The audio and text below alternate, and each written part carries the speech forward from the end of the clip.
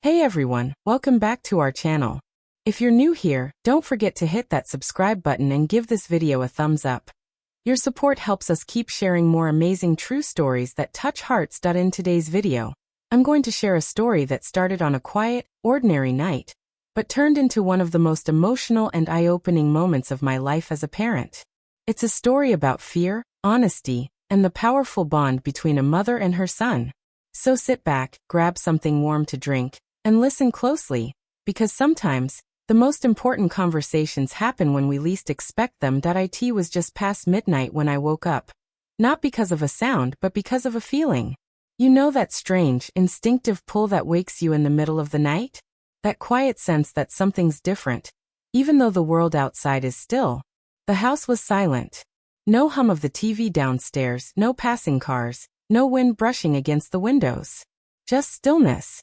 The kind of stillness that makes even your heartbeat sound too loud. For a moment, I thought it was nothing, just my restless mind. But then I felt it. A shift in the mattress. A soft, deliberate movement beside me. My eyes blinked open slowly, adjusting to the dim light sneaking through the blinds. And there, standing beside my bed, was my son, Ethan. He wasn't saying anything, just standing there. His silhouette was faint against the soft moonlight, his hands stuffed deep into the pockets of his hoodie. His shoulders were hunched, tense. For a moment, I just stared. It had been years since he'd come into my room like that. When Ethan was younger, maybe 7 or 8, he used to crawl into my bed during thunderstorms or after a nightmare. But that was a long time ago. Now he was 17, practically a man. So seeing him there, quiet, withdrawn, his expression unreadable, made something inside me tighten. I sat up a little, brushing the hair from my face. "Ethan," I whispered. "What's going on, honey?" He didn't answer right away. He just looked down at the floor, like he was trying to find the right words. "Come here," I said softly, patting the bed beside me. "Sit down." He hesitated for a few seconds, then moved closer. The bed dipped under his weight as he sat, cross-legged, staring at his hands. The silence stretched between us, long, heavy, and unsettling. Something was wrong. "Ethan," I said gently, "talk to me. Did something happen?" He nodded, barely. His jaw tightened, and I could see the flicker of something in his eyes, guilt, fear, maybe both. My pulse quickened.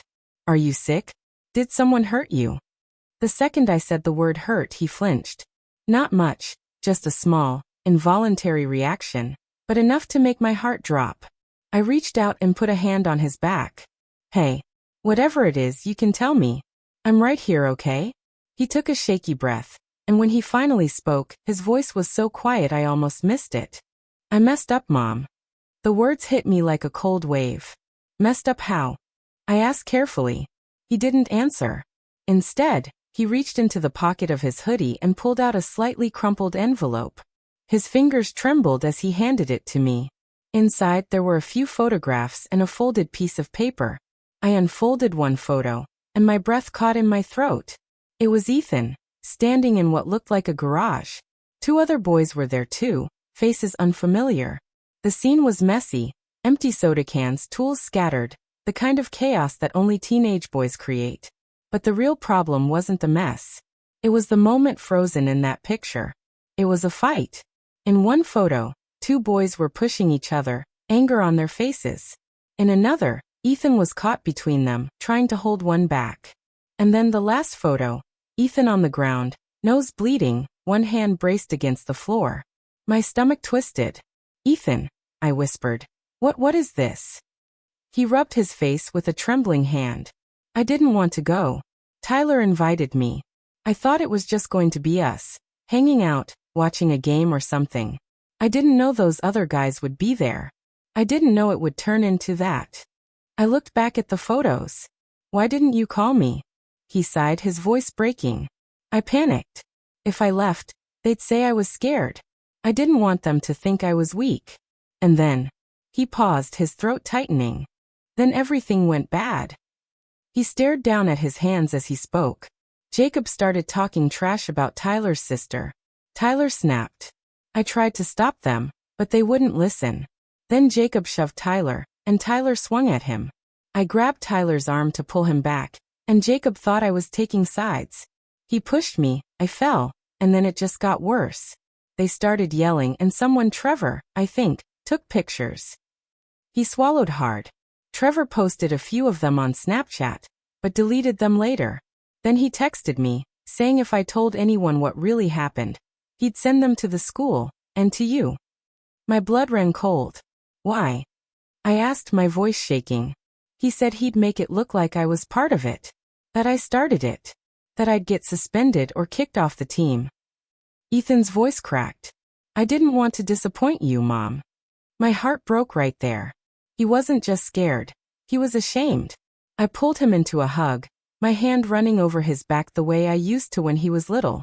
He leaned into me, his body trembling with the weight of everything he'd been carrying alone.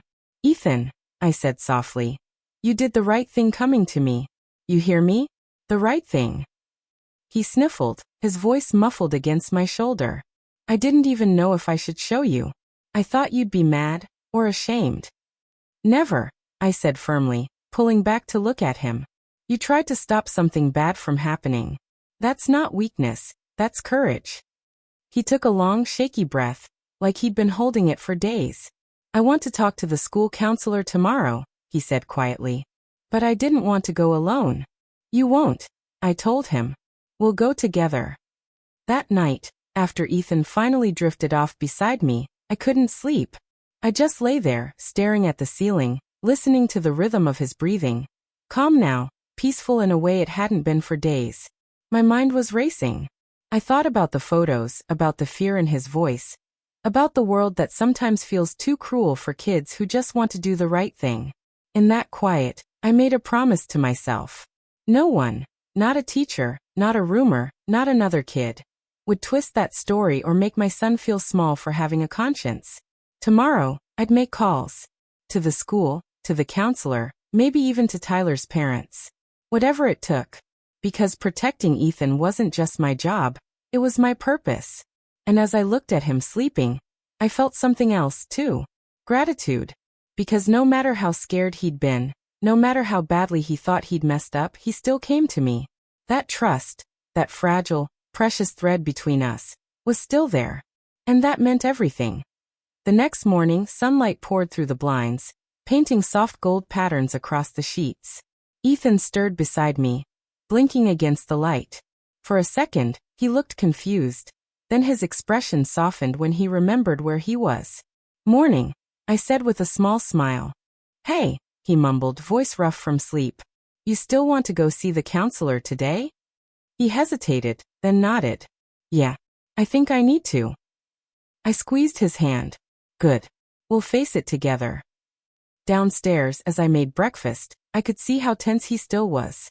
He pushed his food around his plate more than he ate it. Every sound, the toaster popping, the clink of a spoon, made him flinch slightly. He wasn't himself. But that was okay. Healing never starts strong. It starts fragile.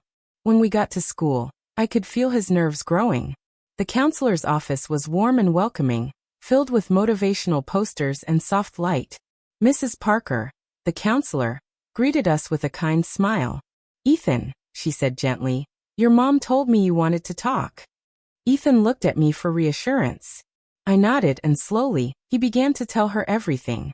By the time he finished, Mrs. Parker's expression had softened into a mix of understanding and concern. You did the right thing coming forward, she said. We'll make sure no one blames you for this. I'll speak to the principal and the other students involved. For the first time in days, I saw Ethan breathe freely.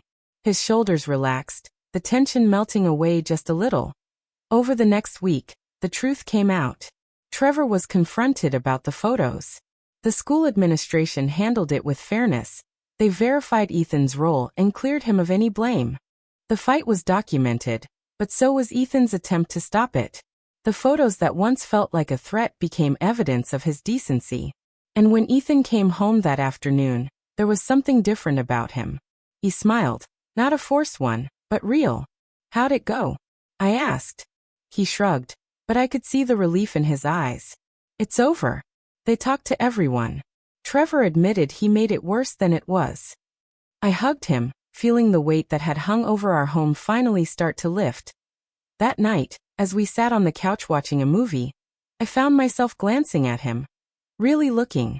He wasn't my little boy anymore. He was growing up, facing challenges I couldn't always protect him from. But he was strong. And that strength wasn't something I gave him. It was something he found on his own.